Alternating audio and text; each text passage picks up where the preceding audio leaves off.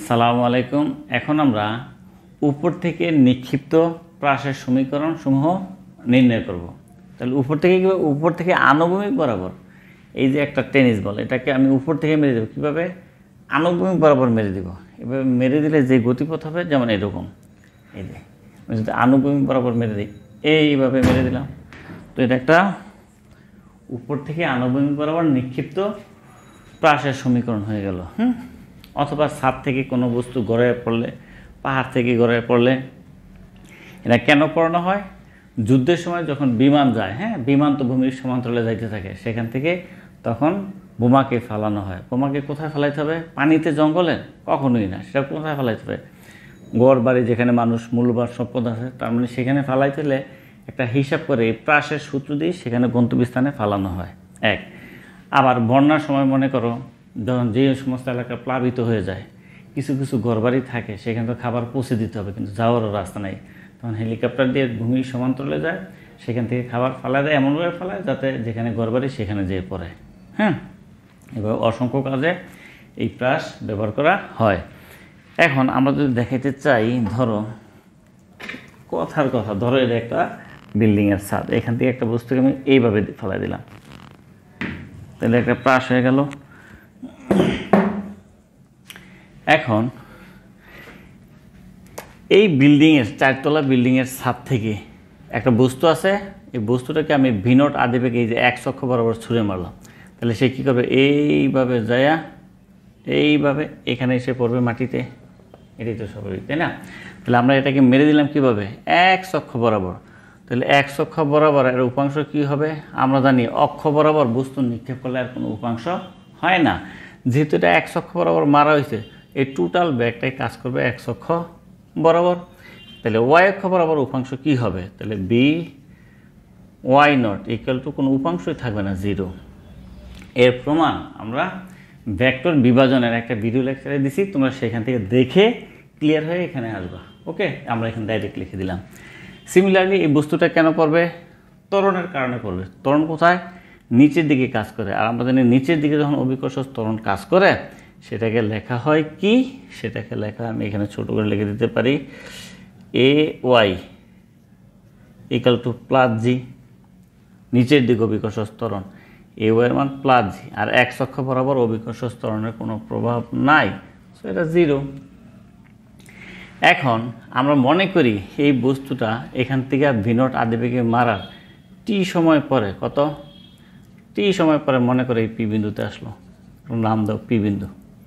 তাহলে পি বিন্দুতে যখন আসছে, তার মানে কী ঘটনা হয়েছে দেখো তো? সে ভূমির দিকে অ্যাকচুয়ালি এই এক্স পরিমাণ আসছে, এই যে এক্স পরিমাণ আসছে, আর উপর থেকে কতটুকু নামছে উলম্ব বরাবর, ধরি ওয়াই পরিমাণ নামছে। তাহলে পি বিন্দুর স্থানাঙ্ক কি? X y. তাই এই যে উলম্ব সরণ আর আনুভূমিক সরণ হলো, এই সমীকরণ নির্ণয় করতে চাই। তাহলে এই সমীকরণ নির্ণয় করার সূত্র তোমরা সবাই জানো, এস ইকুয়াল টু কি? V naught t plus half a t square. এটাকে আমরা দুইটা ভাগ করে দিতে পারি। যদি এসটা যদি হয় ওয়াই, তাহলে কি হবে? V y naught t plus half a y t square. আবার এই এসটা যদি হয় এক্স, তাহলে কী হবে? V x naught t plus half a x t square. এবার আসো বি ওয়াই নটের মান কত খেয়াল করো? বি ওয়াই নটের মান 0, তার মানে 0 সামথিং 0 হাফ এ ওয়ের মান কত? নিচের দিকে এ ওয়ের মান হচ্ছে g plus g into t square. তাহলে আমরা y equal to half g t square. তার মানে এটাকে ছেড়ে দেওয়ার টি সময় পরে, মানে উলম্ব বরাবর কতটুকু নিচে নেমে আসছে সেটা আমরা পেয়ে গেলাম। সেটা কি? ভার্টিক্যাল ডিসপ্লেসমেন্ট বা উলম্ব সরণ, y equal to half g t square. একটা সমীকরণ আমরা পেয়ে গেলাম। এখন দেখো, এটা তো পড়তে পড়তে একসময় কোথায় আসবে? মাটিতে চলে আসবে। এই টোটাল যে টাইম, ফ্লাইট অফ টাইম বা বিচরণকাল ধরলাম, সেটা টি। তো এখানে যদি এখানে চলে আসে, তাহলে সে তার উলম্ব সরণ ওয়ের মানটা বাড়তে কি বিল্ডিংয়ের উচ্চতা সমান হয়ে গেল না?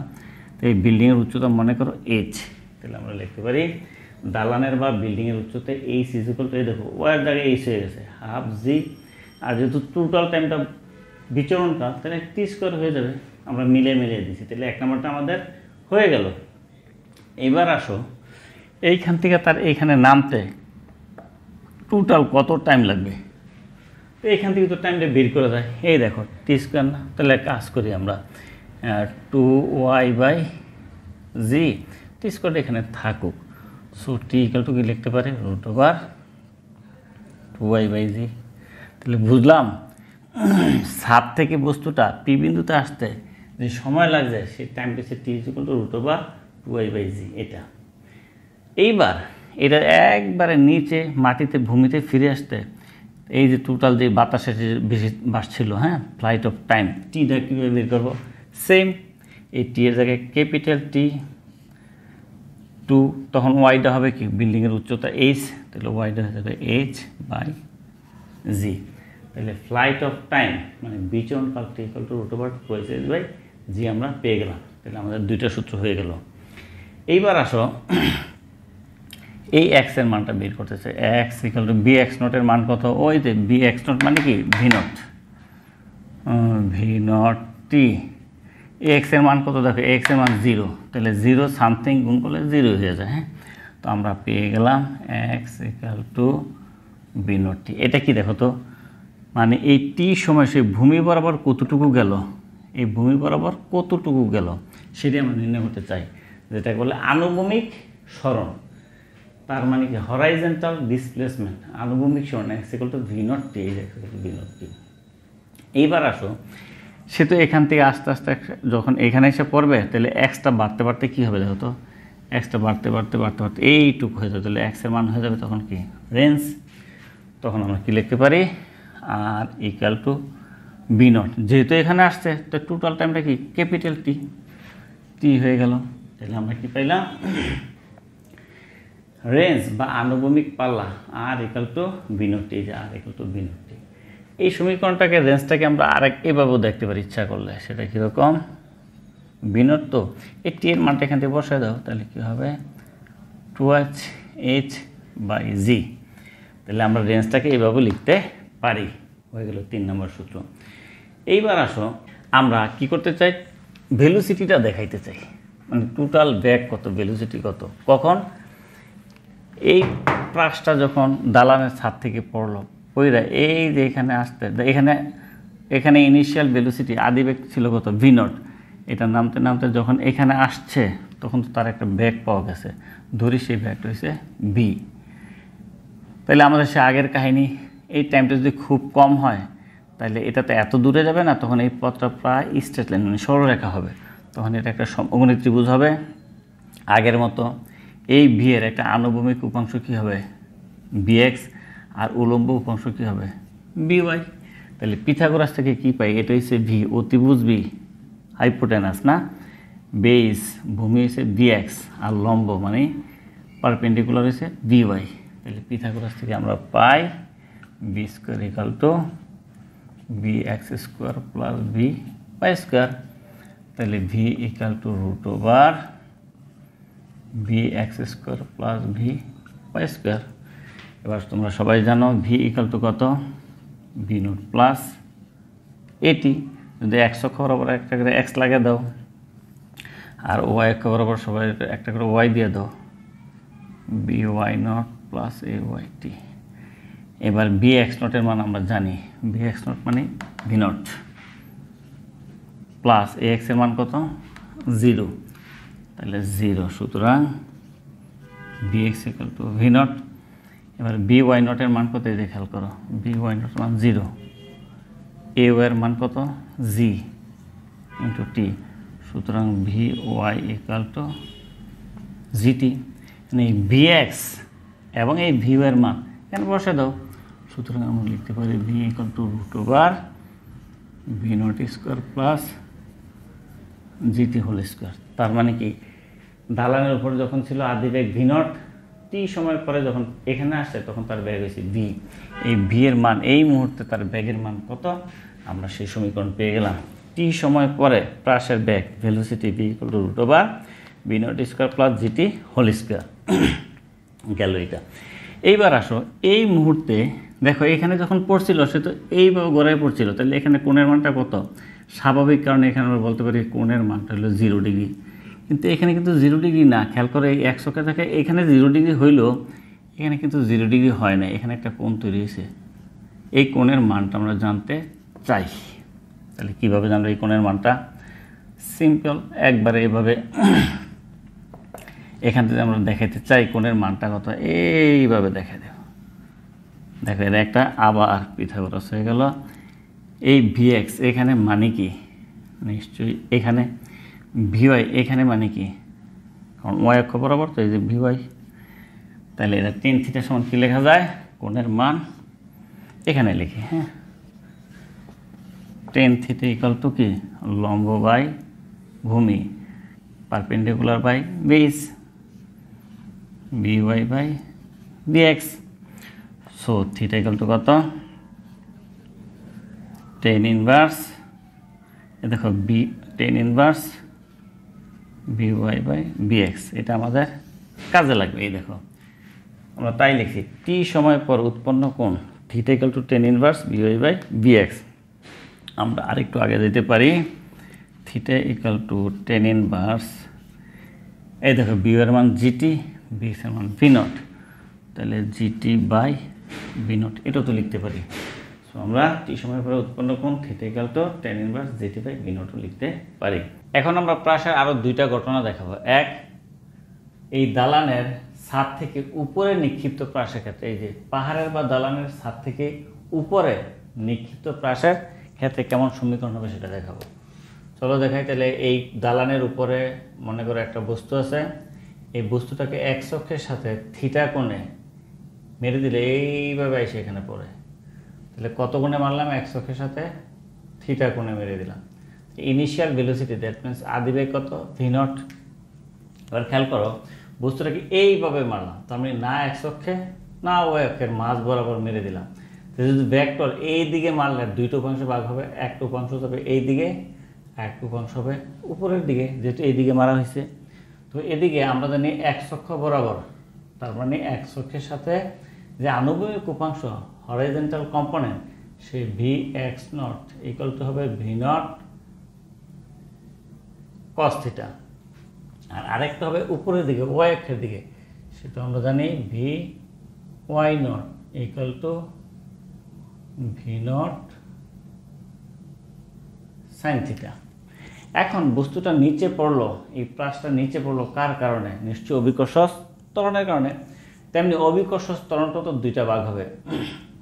এই যে ওয়াই অক্ষ বরাবর অভিকর্ষ ত্বরণের যে উপাংশ, সেটা এ ওয়াই ইকুয়াল টু হবে কি?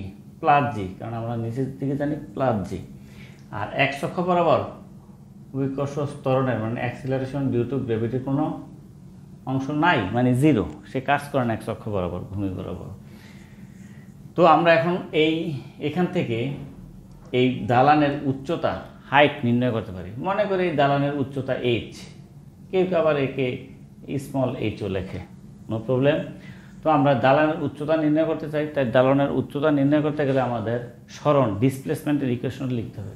আমরা জানি S equal to V naught t plus half a t square. এখন এই উচ্চতা কি? দালানের উচ্চতা মানে কি? ওয়াই অক্ষ, খেয়াল করো, ওয়াই এক্সিস মানে ওয়াই এর মান, তাহলে লিখে দাও। So y equal to v y naught t plus half a y t square. এখন এই ওয়াই এর এই মানটুকু যদি হয় কার সমান?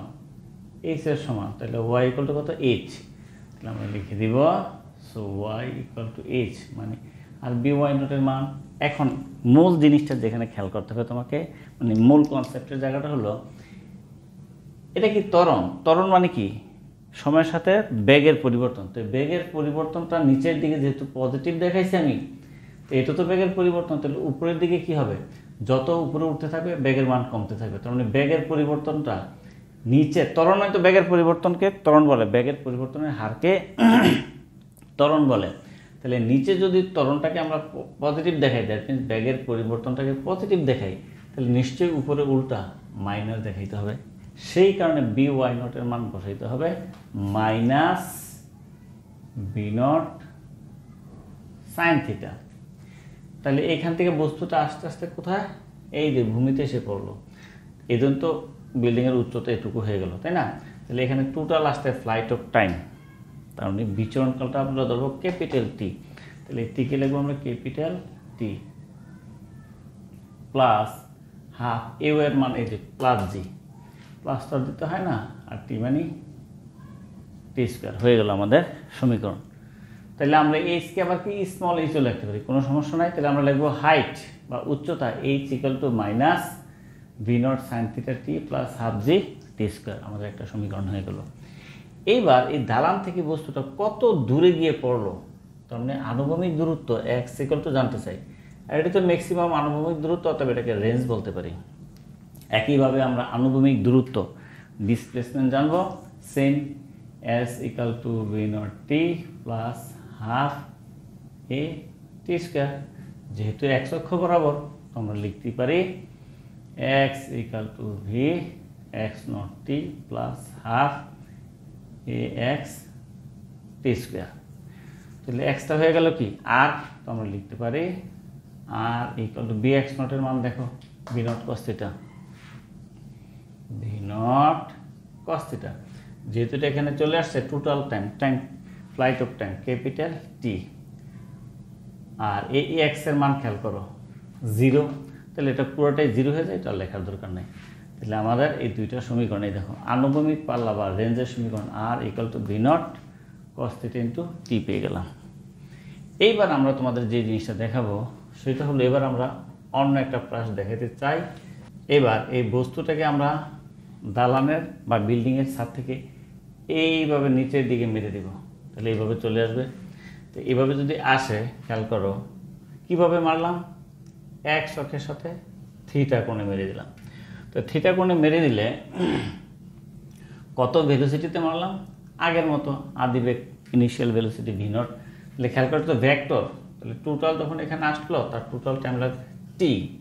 তাহলে এই দিকে মারলে এই ভি নট বেগে এই দিকে মারেছে, তাহলে দুইটা উপাংশ, এই দিকে যে উপাংশ সেটা হবে কি v x naught equal to V naught cos theta, যেহেতু এক্স অক্ষ বরাবর। হ্যাঁ, আর নিচের দিকে যেটা হবে দেখো খেয়াল করো, আগে কিন্তু এই যে যেহেতু বি নট এই দিকে, তাহলে উপাংশ এক্সেরটা হবে এই দিকে, আর ডিরেকশনটা তাহলে ওয়াইটা হবে এই দিকে, তাহলে এটা হবে v y naught equal to, আমরা জানি নিচের দিকে কি প্লাস, তাহলে এটা হবে প্লাস ভি নট কি সাইন থিটা। তাইলে আমাদের এই বিল্ডিংয়ের উচ্চতা এখানেও নির্ণয় করা পসিবল। সেটা কীভাবে, আগের মতোই এই সমীকরণ বসাইলাম, যেহেতু এটা ওয়ের মান, কিন্তু এখানে ভি নট সাইন থিটা হবে প্লাস, আর শুধু এটুকুই ডিফারেন্স। এই কথাটা বলছি, পাহাড়ের বা দালানের ছাদ থেকে নিচে খেয়াল করবে, নিচে এই যে নিচে, হ্যাঁ নিচে নিক্ষিপ্ত প্রাসের ক্ষেত্রে হাইট বা উচ্চতা এখানে প্লাস দিতে হবে, আর সব জিনিস সেম আছে। আর আনুভূমিক দূরত্ব তো সেম, সো এটার বেলায় তেমন কোনো চেঞ্জ হয় নাই, সো এটা দেখো আনুভূমিক পাল্লা সেম। তাহলে আমাদের প্রাসের মোট কয়টা কাহিনী আমরা পড়লাম, এবং ম্যাথ সব জায়গাতেই কাজে লাগবে। এক হইল মনে পড়ে কিনা, এটা এক্স অক্ষ, এটা ওয়াই অক্ষ, এই যে মূল বিন্দু থেকে নিক্ষিপ্ত প্রাসের বেলা একটা কাহিনী, আর এখানেই তিনটা, উচ্চ স্থান থেকে তিনটা। কিভাবে আমি যদি একটু দেখাই তোমাদের, খেয়াল করো, সব মুছে দিলাম জাস্ট বোঝানোর জন্য। হ্যাঁ, তাইলে এই যে দালানের ছাদ থেকে গড়িয়ে পড়া আনুভূমিক বরাবর, এটা হচ্ছে 2 নাম্বারটা, এটা মনে করি 1 নাম্বার, এটা 2 নাম্বার, আর ছাদ থেকে উপরে মেরে দিলে আইসা পড়ে এটা হলো 3 নাম্বার, আর নিচের দিকে ছুঁড়ে মারলে এটা হলো 4 নাম্বার। প্রাসের সমস্ত কিছু হয়ে গেল। ইনশাল্লাহ তোমাদের প্রাসে আর কোনো প্রবলেম হবে না। এতক্ষণ সাথে থাকার জন্য সবাইকে অনেক অনেক ধন্যবাদ। মহাবিশ্বের যত অমৃত বাণী, গণিতকে করেছে পদার্থবিজ্ঞানের রানী। সে গণিতকে যারা করে না কো ভয়, পদার্থবিজ্ঞান তাদের সাথেই কথা কয়।